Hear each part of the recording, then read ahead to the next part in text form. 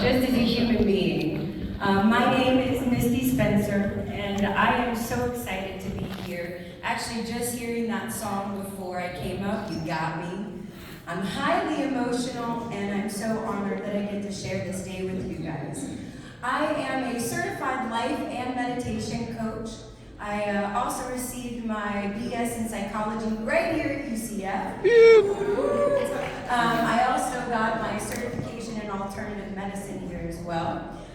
So I have helped others with personal and professional development for over 20 years, but that isn't as important as what I'm about to share with you.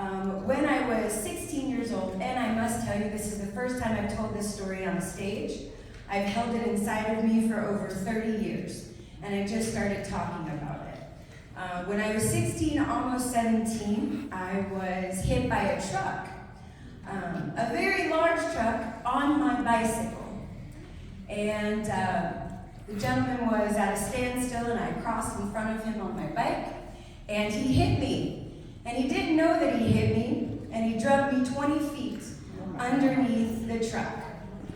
And when he stopped, I stood up, and well, I should tell you, while I was under the truck, my arm was pinned under the front wheel of my bicycle, and I had a lot of pressure, an open compound fracture, and my body was being torn up on my right side as he was dragging me. But I stayed awake the entire time.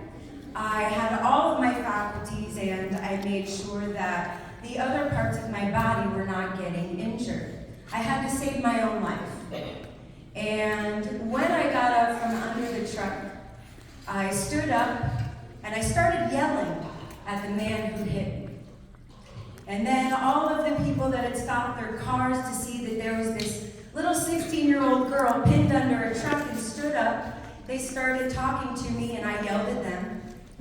And then the nurses that were working at the veterinarian office that I got hit in front of, they started trying to help me because I was going into shock. I was bleeding out. And I started yelling at them. And then I got in the paramedic truck, and the paramedics were trying to help me and calm me down. And I started yelling at them. And then I got to the hospital, and I yelled at the nurses and the doctors. And anyone that came into my presence, I let go on them. Now, most people would say, well, you were 16. You were a kid. This is what you were under a truck. This is expected. The difference is that it really wasn't about being hit by the truck. It was that I had so much pain and so much trauma inside. This was a place for me to get it all out on people. Because you can't really do that all the time. But we've all been 16, we've all been 17, and we hurt our parents, and we hurt each other, and we hurt ourselves. The difference is that I carried this with me into my 20s. I carried this with me into my 30s. I carried this with me into my marriage.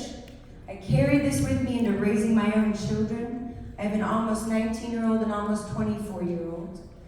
And I realized that I lacked emotional intelligence. Most people, when they're 16, 17, 20s, I'll give you 30s, we struggle with that emotional intelligence. What is emotional intelligence? It's the ability to communicate effectively, using our words, managing our emotions, and slowing down. That is emotional intelligence, so that we don't hurt other people. Why I carried this with me, and my style was I'm going to shut down, and then I'm going to melt down. And as women, we know, we're told we're crazy, we're told we can't control our emotions. I've heard it, I'm almost 48 years old. I've had people tell me, you're just a crazy woman. No, I am not. I wasn't emotionally intelligent enough to slow myself down and communicate effectively. And that's because nobody showed me, nobody taught me how to do that. I had a tremendous amount of childhood trauma, and nobody was there. It's not nobody. We'll take out the word nobody. That's too extensive. I didn't have the emotional support that I needed as a child to grow emotionally. I didn't have the role models to grow the right way and to grow for my children. So fast forward into my 40s, I realized just how much I lacked emotional intelligence. I couldn't find my purpose. I couldn't figure out who I was. And I certainly couldn't show my daughter, she's almost 19, I couldn't show my daughter how to be emotionally intelligent. I couldn't be her role model because I wasn't. And so the things I want to tell you today are there are ways that you can start practicing now when you're young, so that when you get to your 30s and your 40s and you're married 20 years and you have children, that you don't feel the loneliness and the stress and the pressure and the anxiety of carrying all your trauma through your life. And so what you do is you practice. This isn't something you do one day and your whole life changes. That's why you start now. You practice, you slow down, you evaluate, you diffuse, and you overcome. But more importantly, you do it gently. You do this with gentleness and kindness. What we lack out in the world, a lot of people right now, they lack empathy. We may show compassion. I'm so sorry. I'm so sorry that happened to you. But in the same breath, that same person that you're sorry for, they'll say, hey, what? You know that reaction you have? All somebody did was tap you on the shoulder. And your reaction is, what? I'm fine. How are you? I'm good. All of that is a lacking of emotional intelligence. It sounds childish when I do it up here, doesn't it? A 47-year-old woman saying to another adult, what? That's what children do. And so and I want you to say it with me, when you practice, when you slow down, evaluate, diffuse, overcome, and be gentle. You must be gentle. That's what we lack. And as women, I believe it's our responsibility, I do, to show the world just how gentle and kind you can be by still saying, I feel something. I feel hurt.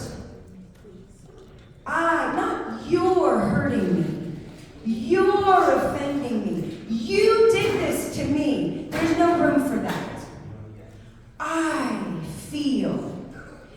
If you accept and acknowledge your feelings, that's when you become emotionally intelligent. Because that's when you start articulating your emotions. That's when you start becoming an adult.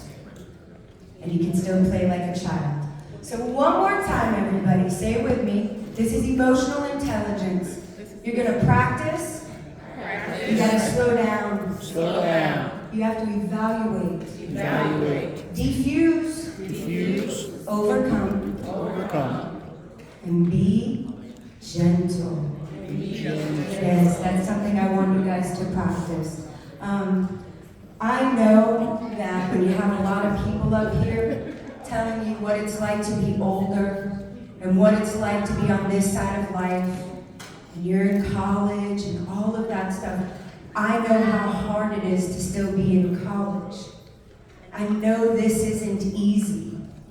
But when you start doing these things now and incorporating this and listening to these amazing women that are all in this mental health and wellness field, when you start practicing everything they're telling you, it's not for nothing. It's because they've been through trauma, they've been through the fire, and they rose up again. Everything you heard before I stood here. And that's what I want for you guys. So with that, I say, make decisions that benefit your dreams.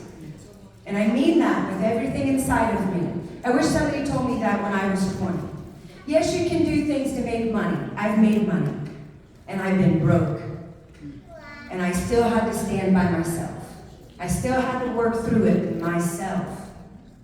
So I promise you, if you listen to that one thing, if you heard nothing else I said today, start today. Every decision that you make can benefit your dream. So say it with me before I go. Make decisions that benefit your dreams. Say it. Make decisions that benefit your dreams. It's the truth. Start making decisions today that benefit who you want to be in 20 years from now, 30, 40 years from now. It comes way faster than you could ever expect. And with that, I say thank you for having me. And I love you. Thank you.